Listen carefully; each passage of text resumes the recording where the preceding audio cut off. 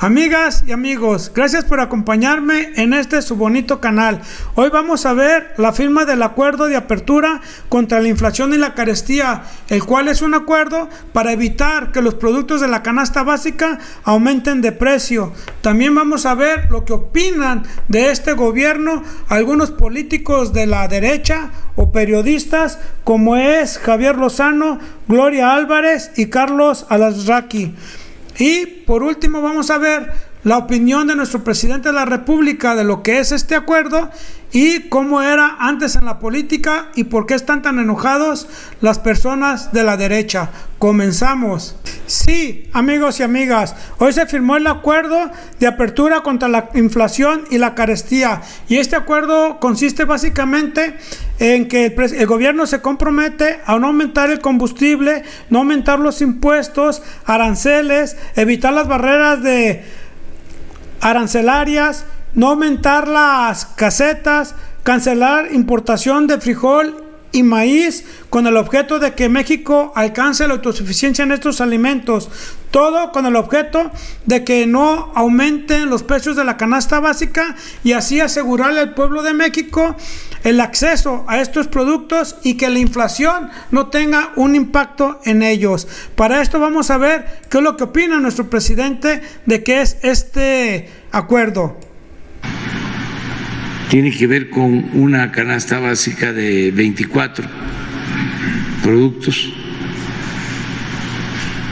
que van a tener un costo de 1,039 pesos.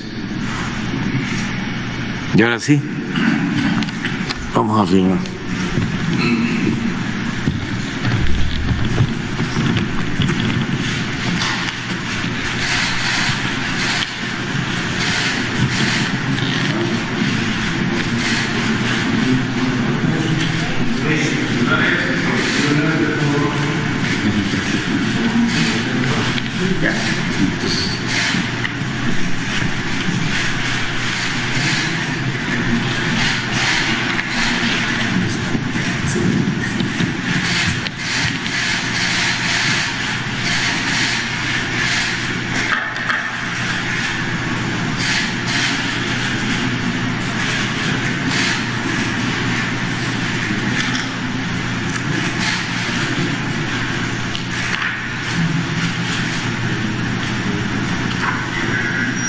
Bueno, pues este es el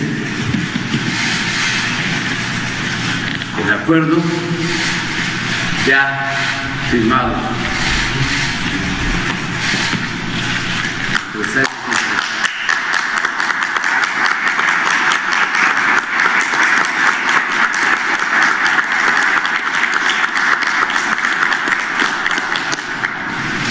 ya todos firmaron y agradecemos.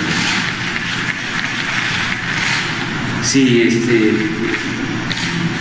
lo desean, ¿por qué no vienen aquí? Pues ese es un gran acuerdo que alcanza el presidente de la República con algunos de los empresarios más fuertes de nuestro país, con el objeto de que la inflación no tenga impacto en el salario de los trabajadores y que realmente se les garantice el acceso a productos que satisfagan las necesidades de todos los mexicanos y de sus familias. Se supone que es para una familia de 4 personas.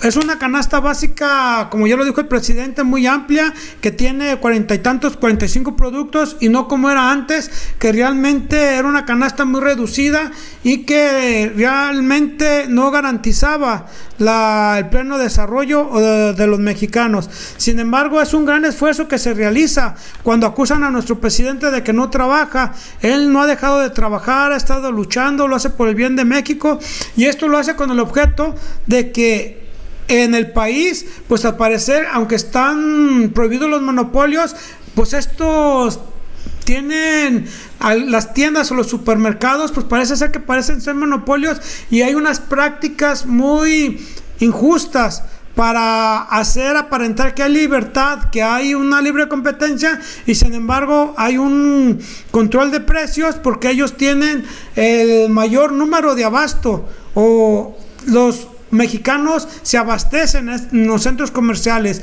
¿Cuáles estos? Que explica el secretario de Hacienda.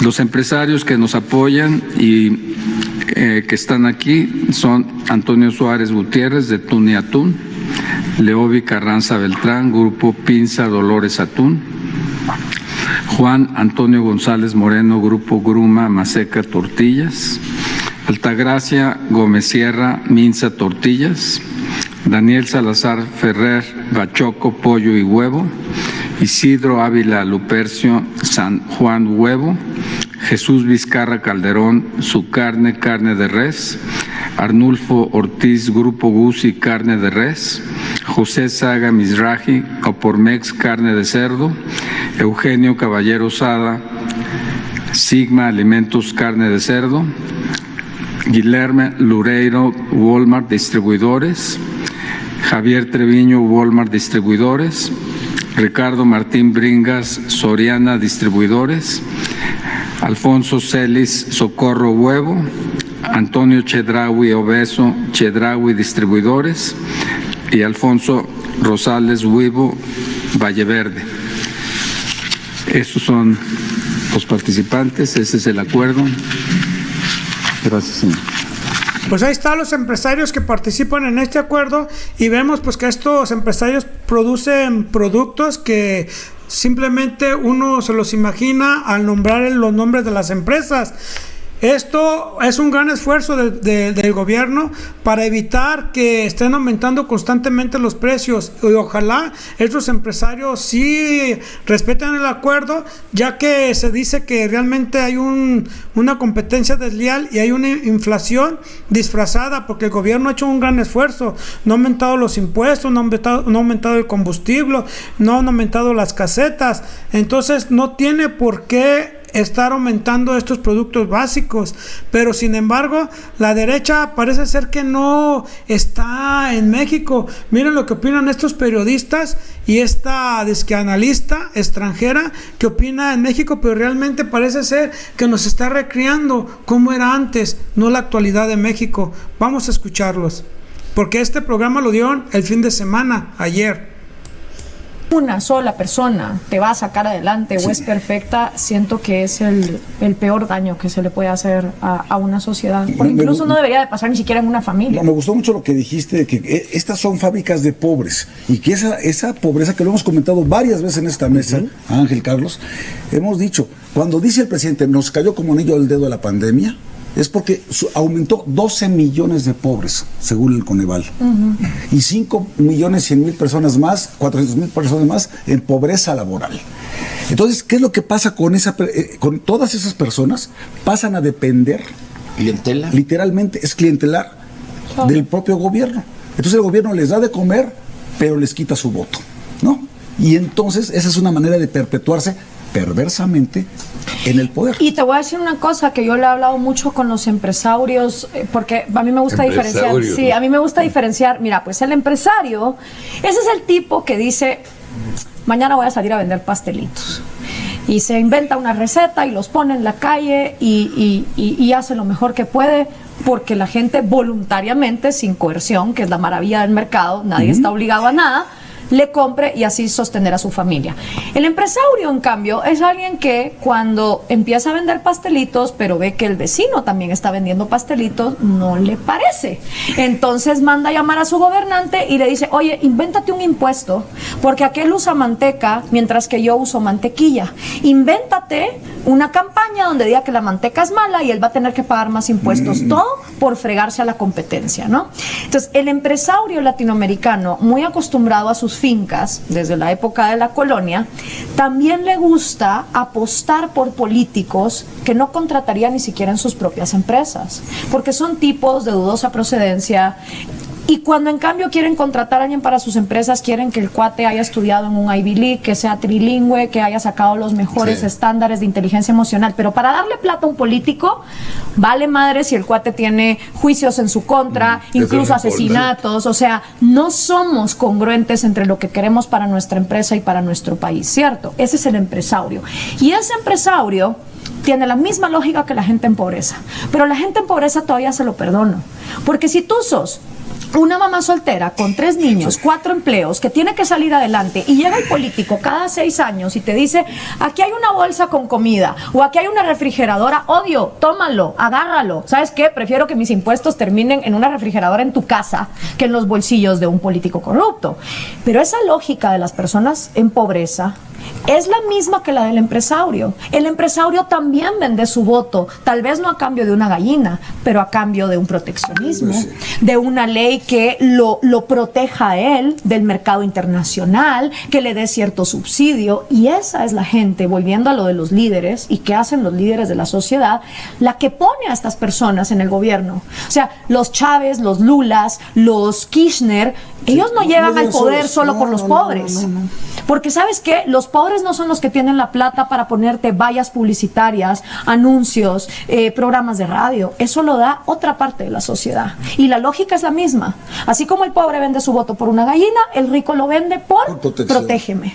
Y si los cambiamos de papel, harían exactamente lo mismo. Entonces, es siempre ver al gobierno como una mina de oro, de cómo le puedo sacar. Y es lógico verlo así, porque como el gobierno no nos da lo que sí nos debería de dar, que es seguridad y justicia, igualdad ante la ley, todos lo vemos como una vaca de oro, que por lo menos algo le vamos a extraer, algo le tenemos que sacar. Y ahora agregue el narco, que es el que quiere tomar hacer el takeover precisamente sobre el Estado para tenerlo todos los controles desde ahí. Sí, y yo te digo... ¿Cómo ven, queridos amigos? Tratando de desprestigiar al gobierno de México, dicen, el gobierno de AMLO es una fábrica de pobres, como si antes hubiera México estado en opulencia, cuando después de que estas personas como el Javier Lozano hicieron a México, lo convirtieron en un desastre, lo despojaron de la riqueza nacional, se le entregaron a los extranjeros, él fue un peldaño de la corrupción. Con los empresarios de Luz y Fuerza desaparecieron esa gran empresa mexicana. Se ha prestado a hacer corruptelas, como en el caso de Shelly Yegón. O sea, esta persona parece ser que se están describiendo los gobiernos anteriores a que llegara a Andrés Manuel López Obrador con la 4 transformación. Nos llevaban en un número de pobreza de 55 millones de pobres. Habían hecho al pueblo de México que prácticamente desaparecieron la clase media, sumieron al pueblo en la pobreza, en la desesperación. Sus programas eran clientelares, como era el tortibono, como eran, digamos, la entrega de leche en Liconza, programas que realmente no llevaban a nada y que eran realmente clientelares, porque un gran número de la población no le daban, tenía que ser muy pobre. Eso sí era una compra de voto. Ahorita en la actualidad tenemos programas generales, programas que realmente están ayudando a la gente a salir de la pobreza. Es un gran paso. Quizás no salgamos en esto, por eso es muy importante el sexenio que viene. Y esta persona se pone, Gloria Álvarez, que es guatemalteca, que se pone a hablar de cosas que realmente pues no están acordes a la realidad. Parece ser que está describiendo lo que se vivieron en los gobiernos, que debería avergonzarse Javier Lozano y el Alarraqui, el Carlos. ¿Por qué? Porque realmente ellos fueron causantes de este desastre, del desastre en que nos llevaban. Pero vamos a ver qué fue lo que opina nuestro presidente de la República, o por qué están tan enojados. Si realmente lo que dice ella, no se han aumentado impuestos, no se han aumentado los combustibles, y ella está hablando de cosas que ya no es la realidad.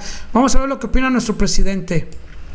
Tiene que seguir habiendo debate, que antes no había, nada más era la opinión aplastante, ¿no?, del régimen y sus apoyadores. Ahora es distinto. Ya hay cambios. Lo he venido diciendo. Cuando hablábamos de transformación, se pensaba de que era un lema de campaña. Como se dice más publicitariamente, un eslogan. Yo advertí, recuerdo bien el discurso de cierre de campaña, dije, va a ser una transformación profunda. Y dije, igual que la independencia, que la reforma, que la revolución, jamás que de manera pacífica, pero igual de profunda como las 3 transformaciones históricas, porque vamos a arrancar de raíz el régimen de corrupción, de privilegios. Y eso es lo que está sucediendo. Entonces muchos pensaron que iba a ser más de lo mismo. Acuérdense que ya habían engañado en el 2000, hablando del cambio. Y fue más de lo mismo. Algunos dicen, hasta peor. Fue lo que se conoce como gatopardismo, eso que consiste en que las cosas en apariencia cambian para seguir igual. Y ahora no. Pero eso les cuesta aceptarlo y además, como se sienten ofendidos, porque pues ya no tienen los privilegios que tenían en el régimen anterior, en el antiguo régimen, pues hay molestia. Siempre he dicho que no es porque se les haya afectado en lo económico solamente. Hay un grupo que sí, está molesto porque antes no pagaba impuestos, entonces ya se daban el lujo de echarle la culpa a los de abajo, que si no había recaudación era porque existía el comercio ambulante o la llamada economía informal y que ellos no pagaban impuestos, cuando lo cierto es que los de mero arriba, los que obtenían más ingresos, no pagaban impuestos o se les condonaba. Y crearon incluso todo un sistema de facturaciones falsas y hacían lo que querían. Entonces, esos sí están molestos. Pues a ver si les suena, amigos y amigas, a este peldaño de la corrupción, Javier Lozano, y esta periodista que no conoce realmente la realidad de México. Amigos y amigas, usted está bien informado. Nos vemos hasta la próxima.